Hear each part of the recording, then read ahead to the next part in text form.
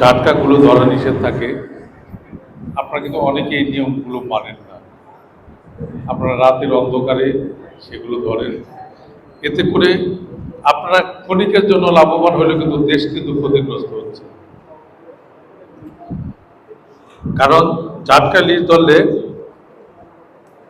মা ইলিশগুলো আর বড় হচ্ছে না, মা ইলিশ হচ্ছে না, এবং মা ইলিশ যে ডিম পারবে সে ডিমগুলো পারতে পারছে না। এতে করে আমরা যে বড় ইলিশ পাবো সেখান থেকে আমরা বঞ্চিত হচ্ছি।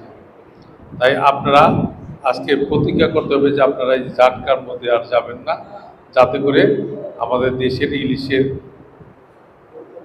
প্রজাতিটা আমরা আরো বৃদ্ধি করতে পারি এবং সবার জন্য এটা সবাই যেন বড় বড় ইলিশ ধরতে পারেন, সেটা আপনাদের জন্য সুবিধা। কিন্তু একটা জাটকা ধরলে আপনারা কত বিক্রি করেন, আর একটা ইলিশ ধরলে আপনারা তো তার কয়েক গুণ বেশি টাকা বিক্রি করতে পারবেন।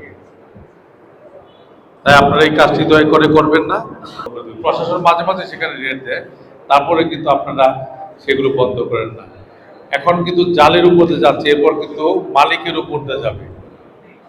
এরপর যদি আপনারা বন্ধ না করেন, যারা এগুলো তৈরি করেন তাদের লিস্ট কিন্তু এখানে উপজেলায় আছে, থানায়ও আছে।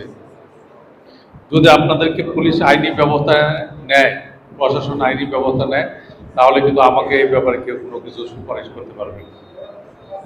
তাই আপনারা এগুলো বন্ধ করেন, কারণ কোনো অবৈধ ব্যবসায় যেন আমাদের দোহানগঞ্জে না হয়, সেদিকে আমি যেমন সোচ্চার, আমার প্রশাসনও সোচ্চার, আপনাদেরকেও সোচ্চার হতে হবে।